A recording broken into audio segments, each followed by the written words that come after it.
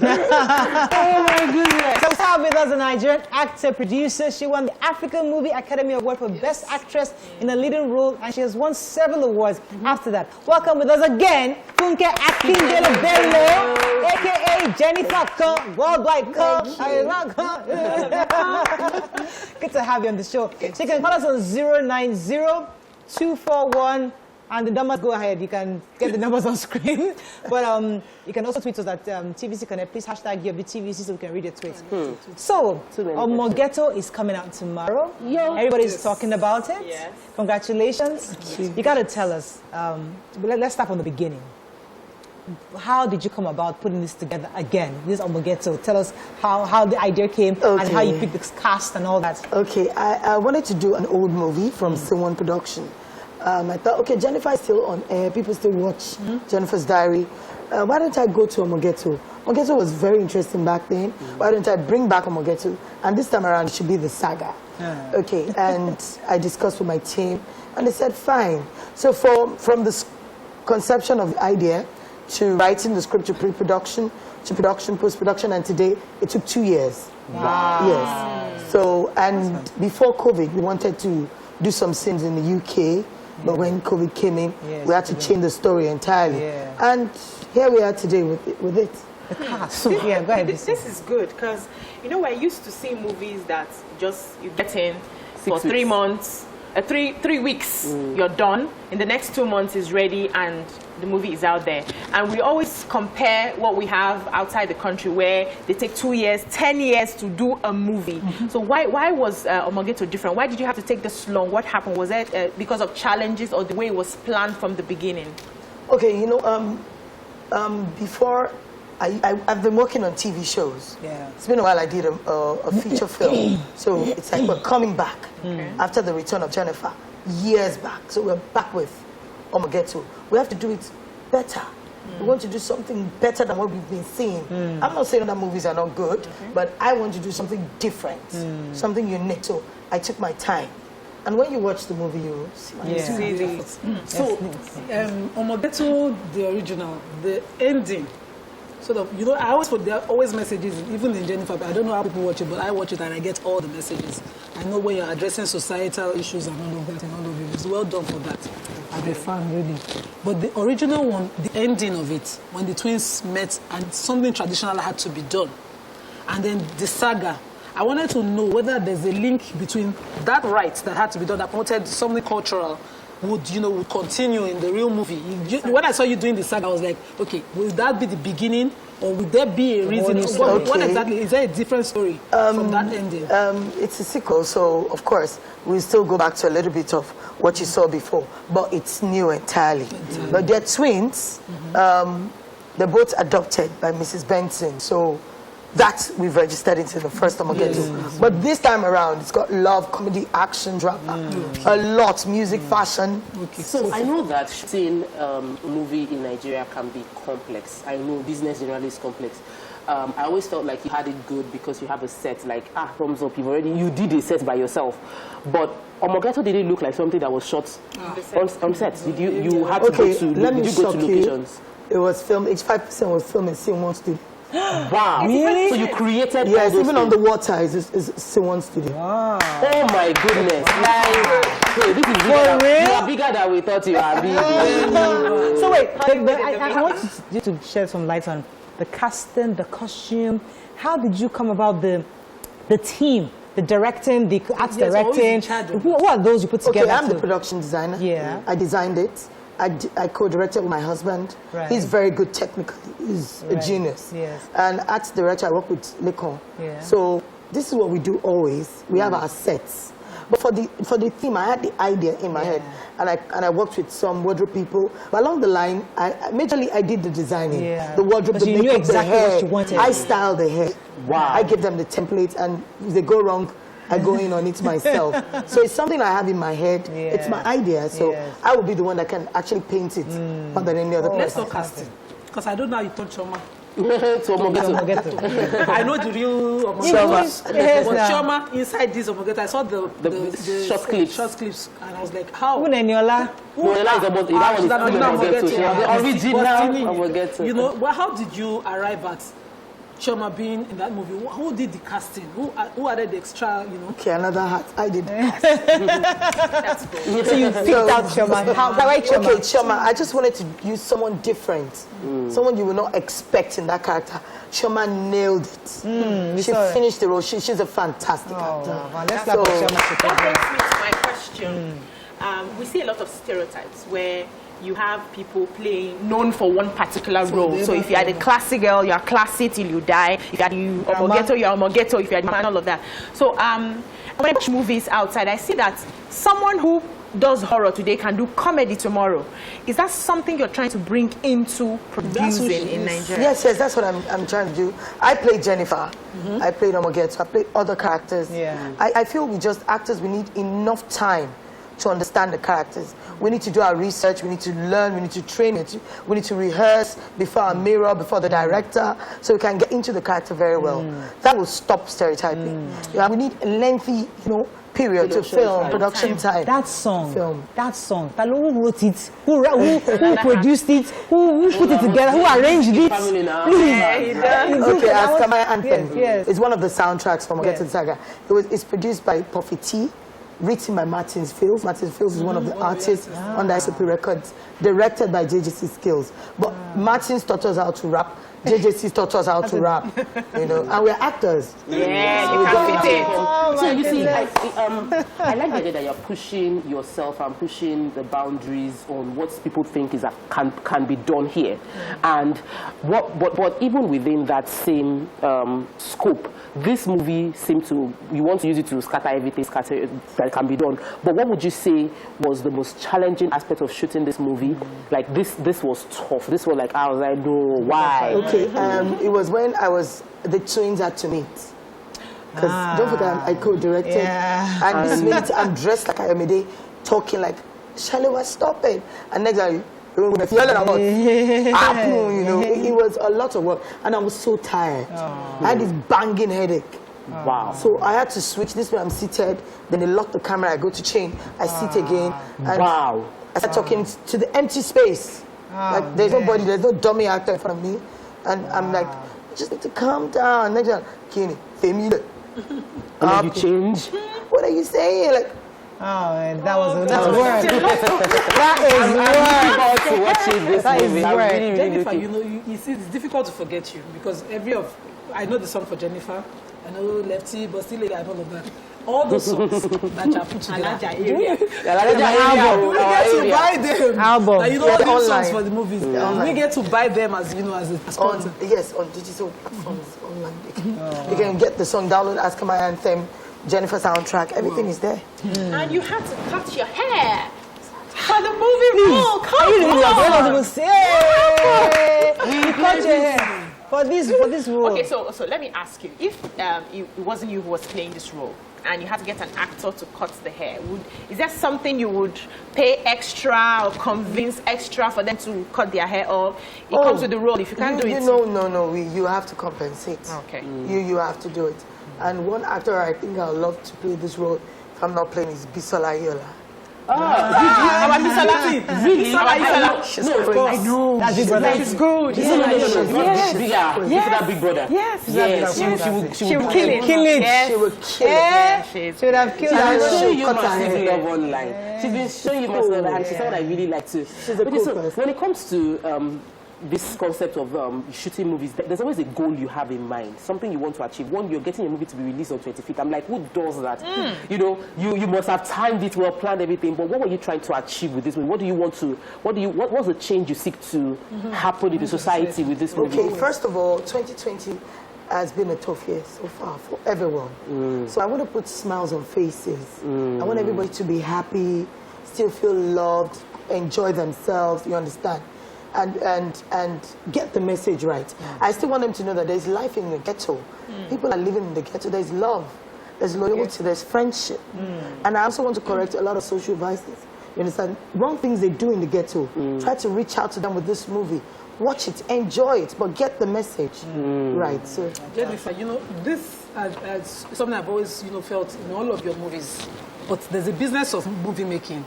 Some people will think when you have an objective, a goal that you want to correct, or any societal issue you need to correct in the movie, you necessarily are not looking at money. how profitable is this for your movies? It's this time around, we thought about that. Thank you for that. We thought about that. Okay, if you are saying too much, do not do this. Do not do this. They will say, what? We are tired. Yeah. But I will always pass my message in a subtle way. Like, see Jennifer's Diary, you will laugh, but get the message. So this we infuse into Omo Ghetto. It's like, we're going to make our money back. I will also pass messages across. I also put smiles on people's faces too. So are you also, okay, let's go on a quick, when we come back, we can talk about other premieres we are premiering around the world or just Nigeria. Stay with us, we'll be right back.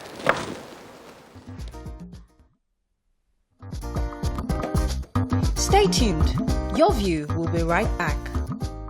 Thanks for staying with us. So we're going to start taking some tweets and calls, but while we're waiting for that, are you premiering outside Nigeria or just in Nigeria? Oh no, just in Nigeria due to COVID. And even in Nigeria, we've ensured that everybody will be safe at the cinemas, enough social distancing, enough information on how to protect yourself. So we're doing it tomorrow, right? Yes, in all cinemas from tomorrow 25th. All the way. Yes. Yes. Can I want to take tweets now? For Jennifer, Bilikis Murphy says, sending loads of love to Funke Akindele. I've been a fan since the days of I Need to Know. You're a genius at your craft. Swally, all the hands up. Oh, thank you. Umi says, I can't stop smiling at my TV. That's what we're hearing you as well. Then Donnelly Robert says, subtle eats don't work with everyone. So tell your unwanted guests that it's time for them to leave. This is the simplest way to let your visitors who have stayed too long to know that it's time to move on, but it's not easy. So next, let me ask you. Right now, you're building a legacy without even knowing it. You're just going about doing your work and, okay, let me just work hard and show success and, show hard work, show my progress and all that. But it's being recorded in the sands of time that you're building a legacy. How would you want to continue this legacy? Because the truth is, at some point, we'll get tired. At some point, we'll start fading out. What are some of the things you're putting in place now to grow young people who would likely start taking over? Okay, silently, codedly, privately, I have been training a lot of young people. But this time around, I want to make it really big. I want to come back with the Scene One Academy. We have the same. We have the Scene One School of Drama, but we took a break for a while. But for now, I want to come back big. This new year coming, I want to. Yes, but in Scene One Studios, we have over 100 people that we're training, greenhorns. We give them accommodation, feeding, they work, and they get paid too. Yes. One of the things we're saying, one of the things we're saying during the break was that we can actually trace your success, your growth. You're one of the few actors in this industry where we can see what you are doing. And it's important. And we, ladies of Your View, we like to partner with people like you because we see that growth that is organic. Because that's what we are. We are organic growth. So because of that, we'd like you to carry us along in what you're doing. Film your studios. We'd like to bring our cameras there, see what you're doing. Let the world see what Funke Akindele is doing. Because that's what real Nigerian story is about. Yes. We don't want those who fake it. We want those who actually do the work. Ground up, and we've seen you do that. Congratulations. I know.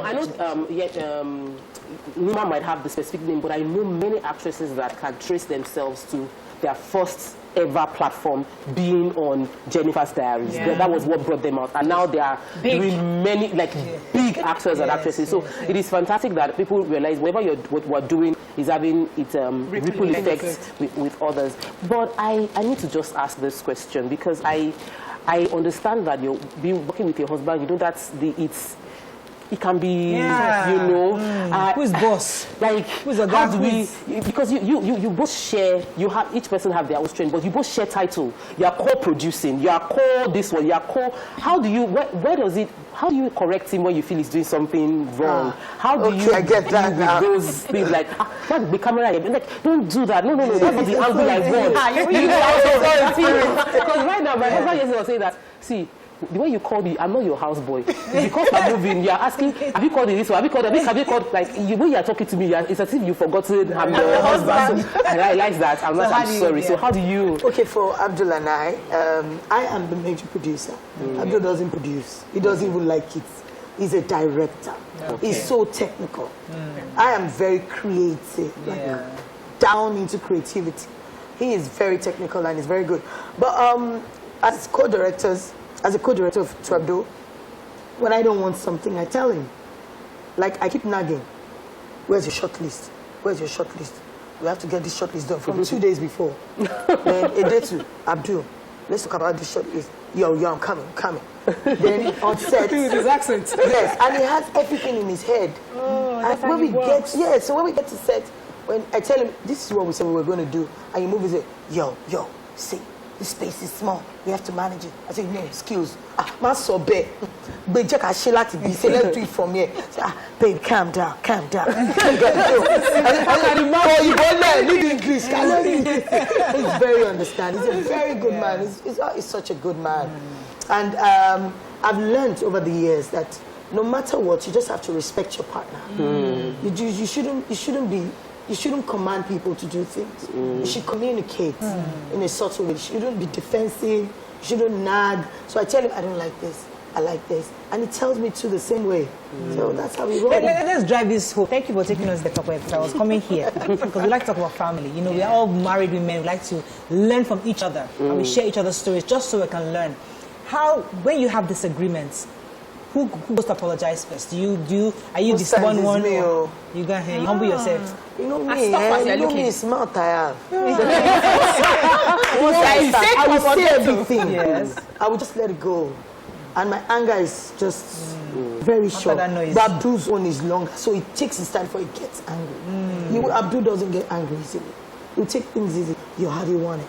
And Abdul knows how to communicate better. So if I'm having issues with you, as maybe we work together, I'll go and Abdul, see, talk I started now. I started. What do we do now? No, I don't know how to talk. That's what you say. I'm rude. Yo, calm down. Come, let's talk. Because most of my cause trouble. When you created Jennifer, you didn't know. Maybe you thought you were creating comedy, but I knew you addressed very, very, very serious issues in the universities at the time. I was still in school then too. But you created a personality that I was looking for in all the actors. Someone to tell Nigerians that we can be Nigerians and unapologetic about it. As a law student, I had learned that if you cannot speak English, don't force it. You get an interpreter. Exactly. And if you're in court, you get an interpreter if you cannot speak. If you sign a document, the law requires that you get, a legal grant. And I kept saying to people, especially my mom and her clique then, don't speak your language. If they can't understand it, they will get an interpreter for you.